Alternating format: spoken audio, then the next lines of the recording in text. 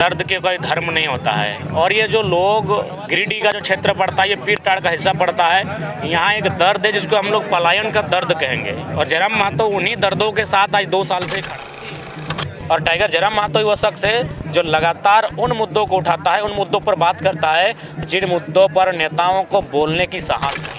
अरे गायब नहीं होते हैं, अस्वस्थ हो जाते हैं, बीमार हो जाते हैं, बड़े भाई हैं, ठंडा लग जाता है। हाल ही फिलहाल कहाँ गए थे, बाहर गए थे, ठंडा लग गया था, तो ऊपर अविवाहित है, सेवा सत्कार हो नहीं पाता है, तो इसलिए बीमार हो जाते हैं। मजदूर आपकी जनसभाएं कर रही है, क्या कहना चाहेंगे? देखिए, दर्द की कोई जात नहीं होती, दर्द के कोई धर्म नहीं होता है। और ये जो लोग गिरिडीह का जो क्षेत्र पड़ता है, ये पीरटाड़ का हिस्सा पड़ता है, यहाँ एक दर्द है जिसको हम लोग पलायन का दर्द कहेंगे। और जयराम महतो उन्हीं दर्दों के साथ आज 2 साल से खड़ा है। जितना उसकी हैसियत है, जितनी उसकी औकात है, उस औकात के साथ, उस दर्द के साथ वो खड़ा है और उस दर्द के लिए लड़ा भी है। तो वो उस दर्द को अनुभव करने वाला हिंदू रहे, मुसलमान रहे या शरणा सिख ईसाई रहे, जिसने उस दर्द को अनुभव किया है, 2000 किलोमीटर अपनी पत्नी का त्याग करके, अपने नन्हे दूध मुहे बच्चे का त्याग करके, अपनी माता बूढ़े पिता का त्याग करके, जो 2000, 2500, 5000 किलोमीटर दूर रहता है, और लगातार उनकी आवाज़ जयराम महतो अगर बना है तो वो किसी जात, किसी धर्म, किसी मजहब का है, वो मुझे मानता है, वो मुझसे प्रेम करता है, क्योंकि मैं उनकी आवाज़ बना हूँ। आज लोग उद्योगपतियों के लिए काम करते हैं, आज उनके सामने घुटने टेकते हैं, लेकिन उस दौर में मैं उनसे टकराने का काम किया हूँ। झारखंड की परिपाटी में,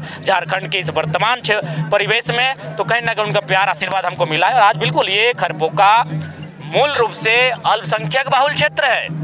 यहाँ 99% मेरा, जहाँ तक इस गांव में मैं आया हूँ, 10 साल से आना जाना मेरा है, बिल्कुल अल्पसंख्यक समाज के लोग भारी संख्या में यहाँ रहते हैं। और वहाँ मुझे मंच मिलना, वहाँ जगह मिलना, ये बदलाव का संकेत है। यहाँ के लोकल विधायक को आपका शून्य माया के प्रोग्राम रद्द करवाने के, हाँ, खुद व्यापारी बना है। वो क्या कहेंगे ना कि जो माननीय जो भी है सुदीप कुमार सोनू जी, उनको लोगों ने विधायक चुना था, लेकिन वो बन गए हैं व्यापारी। गिरिडीह की हर फैक्ट्री में उनकी आधी है हिस्सेदारी, और आज लोग उनका समर्थन करेंगे तो दुर्भाग्य होगा। अभी कौन लोग अल्पसंख्यक जो ज़कात को मानते हैं, ज़कात का मतलब अपनी कमाई का कुछ प्रतिशत हिस्सा गरीबों को दे देना, जरूरतमंद लोगों को दे देना, और सुदीप सोनू से व्यापारी का वकालत कर रहे हैं, ये दुर्भाग्य का विषय है। तो खैर, मैं उनको भी यही संदेश दूंगा कि सुदीप सोनू की संपत्ति का आकलन कीजिए, और विधायक बनने के बाद अब तक क्या परिस्थिति है। ऐसे लोगों को आज सत्ता देने की आवश्यकता नहीं है, ऐसे लोगों को नेता बनाने की आवश्यकता नहीं है। जो सामाजिक न्याय को सोचे, जो सामाजिक व्यवस्था को स्थापित करे, जो सभी को लेकर चलने का साहस रखे, ऐसे लोगों को नेतृत्व देने का काम करना है, तभी जाके इस राज्य में और देश में बदलाव होगा। संख्या दिखेगी, या अल्पसंख्यक लोग भी अच्छी खासी आबादी में, उनकी संख्या दिखेगी। मैंने अक्सर कहा कि जिस क्षेत्र में जिनकी संख्या है, वे लोग भारी संख्या में दिखेंगे ही।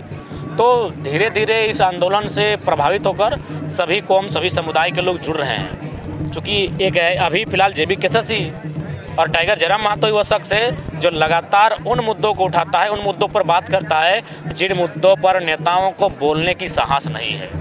जयराम जी, एक तरफ हसदेव जंगल बचाने के लिए हजारों आदिवासी रोड पर उतरे हैं, और दूसरी तरफ रामलल्ला का जो आ रहे हैं 22 तारीख को, उनका स्वागत के लिए हजारों लोग रोड पर उतरे हैं। तो दोनों को आप किस रूप में देखते हैं? देखिए, एक आस्था का विषय है और एक अस्तित्व का विषय है। आस्था का भी सम्मान है, लेकिन अस्तित्व का अपमान नहीं सह सकते। हसदेव जंगल अस्तित्व का विषय है और आस्था अलग विषय है। आस्था का सम्मान है और अस्तित्व की भी रक्षा होनी चाहिए। अतः केवल एक व्यक्ति के लिए, जिसे हम माननीय श्री 108 श्री अडानी कहेंगे, एक व्यक्ति के लिए आप पूरे हसदेव जंगल, जिसमें लाखों प्रकार के पेड़ पौधे, हजारों प्रकार के जीव जंतु और 10,000 से अधिक जो मूलवासी आदिवासी उस क्षेत्र में रहते हैं, उनको उजाड़ने का, या साफ भाषा में कहा जाए उनका कत्लेआम करने का कार्य नहीं किया जाए। अच्छा, पता चल रहा है कि गिरिडीह से अभी सांसद की कोई पार्टी का उम्मीदवार नहीं, आखिर कोई घोषणा नहीं हो रही, मार्केट में किसी का चर्चा नहीं हो रही, आखिर क्यों? देखिए, जहाँ टाइगर की दहाड़ गूंजती है, देव बाबू आप भी जानते हैं कि थोड़ा सा शक पकी सबको लगता है। हम तो बोलेंगे अच्छे अच्छे कैंडिडेट गिरिडीह में आए, यहाँ के कैंडिडेट दूसरे जगह देख रहे हैं। तो अगर ऐसा है तो ये हमारी कहीं ना कहीं हमारे लिए गौरव और गर्व का विषय है। जयराम जी, रिजवान क्रांतिकारी बहुत दिनों के बाद आपके साथ जुड़े हैं, बीच में गायब हो जाते हैं। अरे गायब नहीं होते हैं, अस्वस्थ हो जाते हैं, बीमार हो जाते हैं, बड़े भाई हैं, ठंडा लग जाता है। हाल ही फिलहाल कहाँ गए थे, बाहर गए थे, ठंडा लग गया था, तो ऊपर अविवाहित है, सेवा सत्कार हो नहीं पाता है, तो इसलिए बीमार हो जाते हैं, ऐसा कुछ नहीं है। भीड़ टाण की सबसे जनताओं को, जैसे क्या आप दीजिएगा? अगर देखिए गिरिडीह में लगभग 5000 के आसपास कंपनियां हैं, चाहे माइंस की बात करें या फिर अन्य फैक्ट्री छोटी मोटी उद्योगों की बात करें, तो वहाँ अगर आज के डेट में विधायक सांसद अपना चंदा लेना छोड़ दे तो 100 रोजगार सृजन होंगे, यानी लाखों केवल गिरिडीह की कंपनियों में और फैक्ट्रियों में रोजगार का सृजन होगा। लेकिन बशर्ते इनको चंदा का धंधा छोड़ना होगा, और ये छोड़ना नहीं चाहते हैं। इसलिए 2024 में जनता इन्हें पहले विधायकी और सांसदी छुड़ाएगी, और जो नए सांसद विधायक आएंगे वो चंदा का धंधा छोड़ देंगे। गदर गदर झारखंड में 2024 में कैसा फील कर रहे हैं? ताकत इतना महसूस कर रहे हैं कि आप कहिए मत। अच्छा, आपने संगठन का विस्तार किया है, पद का बांटना भी शुरू किया है, आपने कैंडिडेट का घोषणा कब कीजिएगा? बाकी लोकसभा कैंडिडेट का घोषणा और 4-5 दिन में हो जाएगा, और आप लोग को बुला के करेंगे सबके सामने। भ्रमित ना हो, जयराम महतो एक ऐसा शख्स है जो किसी को नाराज होते हुए नहीं देख सकता है। अरे मेरा बस चले तो हम सेंट्रल अध्यक्ष 12 को बना दे, लेकिन सेंट्रल अध्यक्ष 12 को बन नहीं सकता है। बात समझिए, हम बहुत भावुक इंसान है, बहुत कोमल इंसान है, हम सबका ख्याल रखते हैं। उनको बोलिए, उनके धीरज की परीक्षा है, जैसे जैसे समय बीतेगा उनका धीरज की परीक्षा ली जा रही है। लिस्ट बन के तैयार है, प्रत्येक दूसरी तीसरी चौथी पांचवी सब सूची जारी होगी, और हर एक शख्स जिसको आप देखना चाहते हैं वो हमारी केंद्रीय कमेटी, हमारी प्रमंडलीय कमेटी, हमारी प्रदेश कमेटी का हिस्सा होंगे, हमारी जिला कमेटी का हिस्सा होंगे, हमारी प्रखंड कमेटी का हिस्सा होंगे। हर एक शख्स वहाँ आपको दिखेगा। और कितने लोग दिखने चाहिए? बताइए, आप बताइए कितने लोग और दिखने चाहिए? जितने लोग शुरू से अभी तक थे सारे लोग दिखेंगे। आप किन्हीं का नाम बताइए। जैसे सूर्य सिंह बेसरा, गीता। देखिए, सूर्य सिंह बेसरा वो अभिभावक है, वो कोच है, समझिए चीजों को। यानी कि अंदर से आप लोग को सब सूची तैयार करके दे रहे हैं कि बाबू लोग तुम लोग नेक्स्ट हाँ, आप समझिए। जैसे मान के चलिए आप बात करते हैं, सुनील गावस्कर अभी भी जिंदा है ना, अभी गिल साहब भी खेल रहे हैं, तो गिल और गावस्कर को एक ही पिच में हम बैटिंग करने उतार दें, रन आउट होगी, खतरा होगा कि नहीं? तो सर समझिए, पॉलिटिक्स में वही होता है। उनकी उम्र का, आयु का सम्मान है, वो हमारे गुरु हैं, हमारे आदर्श हैं, लेकिन जो क्रीज मार उतरेंगे वो नौजवान होंगे।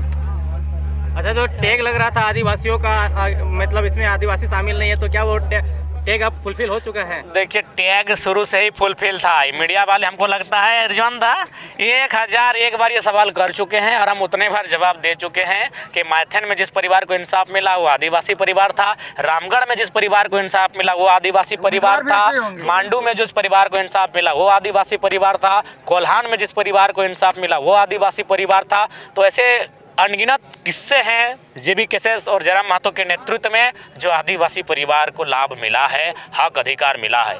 गोविंदपुर में जो इंसाफ मिला वो अल्पसंख्यक परिवार का था, चंदन क्यारी में जिसको इंसाफ मिला वो अल्पसंख्यक परिवार था, गोमिया में जो परिवार को इंसाफ मिला वो यदुवंशी समाज का था, जो चंदन क्यारी में इंसाफ मिला वो स्वर्ण समाज के लोग थे जनाब, जो भोली में इंसाफ मिला वो अनुसूचित जाति वर्ग से आने वाले लोग थे, जो गोविंदपुर में इंसाफ मिला वो मंडल समाज के व्यक्ति थे। तो लगभग कितने करोड़ मुआवजा दिए होंगे अभी तक? आप लोग तो आकलन होगा, आपके पास मीडिया वाले हैं। नहीं करने से भी अगर लगभग देहांत के उपरांत अगर मजदूरों की बात कही जाए तो मुझे लगता है अनुमानित 10 करोड़।